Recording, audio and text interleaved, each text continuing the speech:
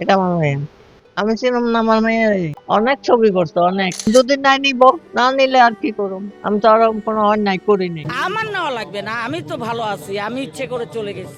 আমার ঠিকানা তাই বৃদ্ধাশ্রম।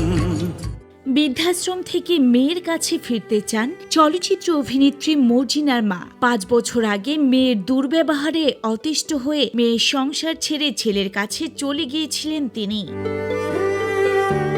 কিন্তু ভাগ্যের নির্মম পরিহাস, যার কাছে ভরসা করে গিয়েছিলেন সেই ছেলেকে আর খুঁজে পাননি অসহায় এই মা।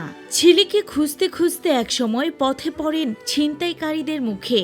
তার গলায় থাকা সোনার চেন, এমনকি সঙ্গে থাকা নগদ টাকাও ছিনিয়ে নেন দুর্বৃত্তরা। মুহূর্তের মধ্যে নিঃস্ব হয়ে পড়েন এই বৃদ্ধা। অসহায় অবস্থায় রাস্তায় পড়ে থাকতে দেখে এক পথচারী তাকে নিজের বাড়িতে নিয়ে যান।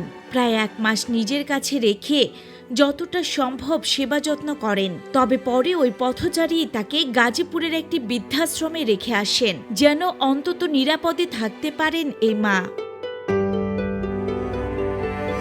তারপর থেকে সেই বৃদ্ধাশ্রমেই কাটছে তার দিনরাত। কিন্তু বয়সের ভারে নুয়ে পড়া এই মায়ের চোখে এখনো একটাই আশা, সন্তানরা একদিন তাকে নিতে আসবে। বৃদ্ধাশ্রমের ছোট্ট একটি ঘরে বসে প্রায় তিনি মেয়ের কথা বলেন। আমি শুধু একবার মেয়ের মুখটা দেখতে চাই। যদি ভুল করে থাকি ক্ষমা চাইব।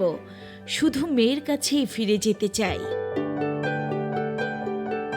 5 বছর ধরে অপেক্ষায় আছেন তিনি।